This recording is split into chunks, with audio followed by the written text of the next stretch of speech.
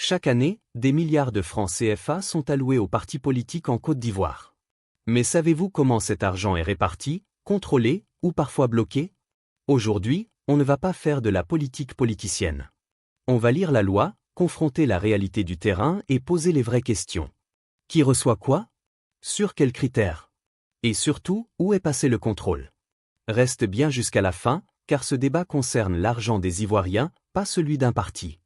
Like et abonne-toi pour ne rien rater des analyses sans filtre. D'accord. Attention, article 4. Dans l'article 4, ils ont dit quoi? Article 4, on dit que ce financement se répartit comme suit. Une subvention affectée aux partis et groupements politiques. Oui. Une subvention affectée aux partis et groupements politiques proportionnellement au nombre de sièges détenus à l'Assemblée nationale. Voilà. Une subvention affectée aux groupes parlementaires proportionnellement au nombre de députés et de sénateurs inscrits. D'accord, mais quand on regarde les trois éléments sont... C'est normal. Non, attendez. C'est ce que je disais. On dit un peu la même chose. Il y a 3 conditions pour recevoir le financement des partis politiques. Et c'est il y a 3 subventions. Voilà. En fait, il n'y a pas 3 conditions, mais voilà, pour chaque condition, il y a une subvention qui est repartie. Voilà, donc c'est 3 subventions. Donc on va sur la base de 8 milliards qui est reparti en fait d'accord sur 3 types de subventions. Voilà. Mais là on n'a pas le détail aussi des 3 types de subventions. En 2 cinquièmes et puis 1 Ok, d'accord. Donc il y a 3 subventions, c'est-à-dire les 8 milliards sont repartis sur 3 types de subventions, 2 cinquièmes et 1 cinquième. Voilà. Donc à partir de là déjà on a déjà une clarté sur cela. Mais quand on regarde les éléments correspondent bien évidemment à ce que nous avons sur le terrain politique. Ouais. Parce que le RHDP est un mastodonte politique, où je suis d'accord avec le président Jean-Paul Leroux quand il parle, et là on revient sur un problème qui est la carte électorale. Parce que quand on parle du poids de l'élu par rapport à sa circonscription où il y a un nombre d'habitants, d'accord, celui qui a 250 000 habitants, d'accord, dans son agglomération, comparé à quelqu'un qui a 500 habitants dans son agglomération, bien évidemment, il y a une enveloppe qui doit être prise, qui doit être quand même considérable par rapport à celui de 500, parce qu'il y a certaines réalités. C'est ce qui se fait au niveau des suffrages, au niveau des 10%, au moins il faut avoir 10% du suffrage total. Exactement. Donc, si par exemple, moi j'ai eu 250 000 dans ma circonscription et que toi tu as eu 2500, moi je vais plus peser dans cette partie de gens de la circonscription. Voilà, qui fait qui est au prorata du suffrage. Du nombre d'habitants, mais par contre, il ne faut pas oublier. Non, des suffrages, pas d'habitants, voilà, des suffrages exprimés. Oui, les suffrages exprimés par rapport à ceux qui sont dans la localité. Mais on revient encore, parce que ça va relever encore aussi le problème de la réalité de la carte électorale, parce que c'est ce qu'aujourd'hui les partis politiques reprochent, parce que dans certaines zones, on dégage une partie de ce budget-là pour. Mais je veux venir sur quelque chose qui est très important. Il faut la normer après. Oui, je veux venir sur quelque chose qui est très important, Président, parce que vous avez relevé un point. Et le point, c'est l'élément de contrôle, parce que nous, ce qu'on fait là, c'est de la théorie. Ah oui, c'est ce qu'on fait là, on fait que de la théorie. Là, on fait que citer les textes. Mais il y a un vrai point, parce qu'on découvre des choses, ces choses sont bien. Ces choses sont bonnes. En direct en plus. Oui, ces choses sont bien, elles sont bonnes. Mais les partis politiques même, eux-mêmes qui sont les récipiendaires, ils n'en parlent pas souvent. Ça c'est un fait, ils n'en parlent pas souvent pour savoir comment, s'ils reçoivent à temps, qu'est-ce qu'il en est fait du mécanisme. Et ceux aussi même qui représentent l'État, bizarrement, ne sont pas assez bavards là-dessus. Donc nous, on va faire ceux qui sont aussi censés être indépendants, qui doivent maintenant faire des comptes pour en fait mettre en lumière une, je vais dire, même peut-être procéder d'abord. Moi, je vais indexer directement la Cour des comptes. Eux aussi. Parce que c'est cette cour-là, normalement, qui est censée recevoir les rapports de tous les partis politiques. Par la suite, maintenant, communiquer ces rapports-là, faire un examen de ces rapports-là et dire ce qui va, parce qu'il y a un flou, il pose la question, est-ce qu'aujourd'hui les partis politiques ont perçu quelque chose? Moi, je sais qu'à une époque, pas très lointaine, excuse-moi, le PDCI RDA s'en plaignait. En 2021, ils ont reçu 4,4 milliards. Oui, en 2022, 4,379 milliards. Mais en 2023-2024, on n'a pas d'information. Pour répondre à la question. Depuis que tu as mélanté l'affaire. Non, mais là, je crois qu'il y a eu un rappel. Il y a eu un rappel qui a fait l'objet d'une petite polémique. Pour répondre à la question. Quand ça? Quel rappel? Pas au courant. Mais dans tous les cas... en 2025, non? Non, pas 2025. En 2024, il y a eu un petit versement pour le PDCI de 200 à 300 millions. C'est ce que je disais. Dans ce cas, c'est pas...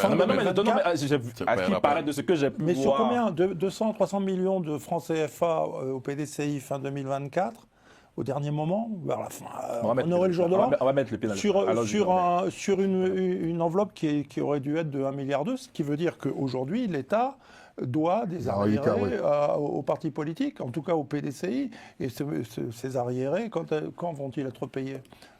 Non, je veux dire qu'il ne faudrait pas non plus qu'on garde de cette émission l'image d'une Côte d'Ivoire bonne démocratie, saine démocratie. Pas du tout, c'est l'inverse. Elle ne paye pas. D'où le titre de l'émission, la vérité sur le financement des partis politiques. Deuxièmement, moi je pense que... mais j'avais une question pour vous assez intéressante, et après je vous donne la parole. Mais aujourd'hui, on va planter le débat. Est-ce que finalement, cette loi n'est pas aussi une forme de pression sur les partis politiques en Côte d'Ivoire? Parce que c'est l'État qui a la main dessus. On sait très bien qu'aujourd'hui, il y a une confusion entre l'État et le parti qui est au pouvoir.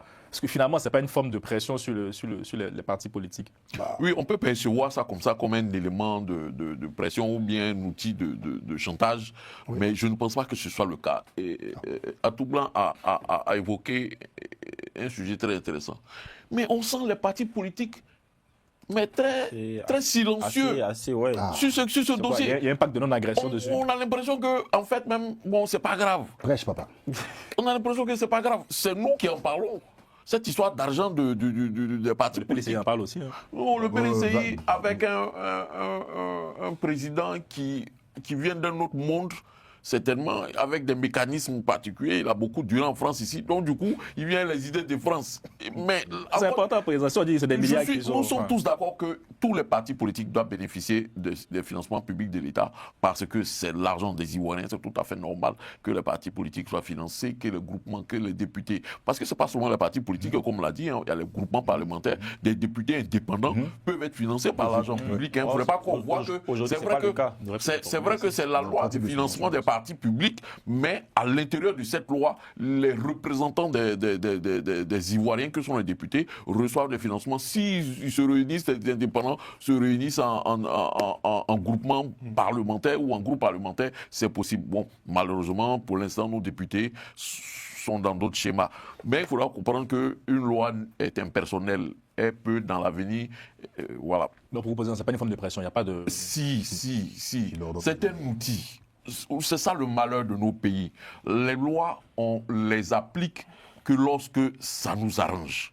Quand ça ne nous arrange pas, surtout quand on est aux affaires, on ne les applique pas. Ça, c'est une réalité ivoirienne. Et c'est ce qui est en train de se passer concernant les financements des partis politiques.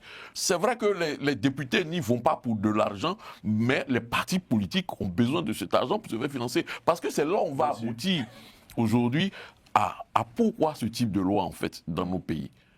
On a besoin de... Elle est mauvaise, cette loi, il faut la changer.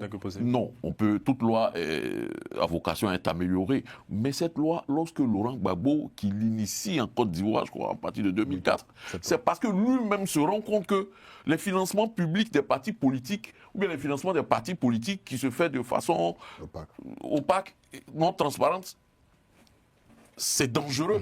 Pour la survie de la cohésion nationale, parce qu'un individu, soit, bon, les questions de financement, blanchiment d'argent et autres, ok. Mais quelqu'un qui a des desseins obscurs pour un pays peut financer un parti politique dans l'intention peut-être de faire même bas sur ce pays par des méthodes, je ne sais pas, illicites. Donc, c'est tous ces éléments-là qui font qu'il faut que on mette cette loi, d'abord, pour voir qui sont ceux qui prétendent à diriger le pays. Est-ce qu'ils ont des relations de bonne aloi? Est-ce qu'ils ont un bon rapport avec l'argent? C'est tous ces éléments-là qui font que cette loi a sa nécessité. Et je vais plus loin pour dire tout simplement que on a raté quelque chose, et on est en train de rater quelque chose dans ce pays-là concernant le financement des partis politiques, financement public des partis politiques. C'est le fait de penser ou de laisser croire que, c'est ce que je disais tantôt, que c'est au bon vouloir du prince que on distribue l'argent. C'est là le danger. Et cet argent-là, il faudrait que les Ivoiriens sachent que c'est leur argent qu'ils donnent aux députés. Ce n'est pas une faveur. Pas forcément aux députés, hein. Oui, aux élus. Comme député. Bon, le Sénat, demain, on doit enlever le Sénat. Non, on doit enlever le Sénat. Pas contents, les sénateurs, plus de la moitié, 2/3 du Sénat est nommé par le prince. S'il nomme le Sénat, donc c'est comme s'il avait choisi de donner de l'argent à son parti politique. En fait, président dit un truc important. Il dit, en fait, il faudrait qu'on comprenne que ce n'est pas au bon vouloir du prince qu'on doit attribuer ces différentes subventions. Financement-là. Je suis d'accord, mais le problème est que ça devient au bon vouloir du prince parce que les partis d'opposition eux-mêmes, il n'y a pas de transparence. Donc quand je suis dans le faux, il y a des choses que je ne peux pas revendiquer. C'est ça le problème. On a parlé tout à l'heure des comptes. Les partis politiques doivent publier leurs comptes. Est-ce que cette publication-là s'est faite? Mais si la publication s'est faite, moi j'aimerais que les différents partis nous disent oui, on a publié nos comptes, on les a envoyés à la Cour des comptes. Maintenant, on attend un retour de la Cour des comptes qui doit examiner.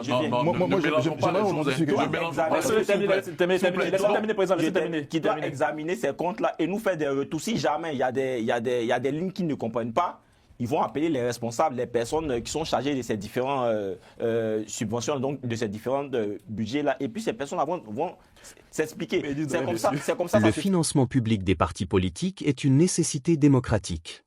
Mais sans transparence, sans contrôle réel et sans communication claire, cette loi devient un problème au lieu d'une solution. Dis-moi en commentaire ce que toi, citoyen, tu en penses. Partage cette vidéo pour ouvrir le débat autour de toi.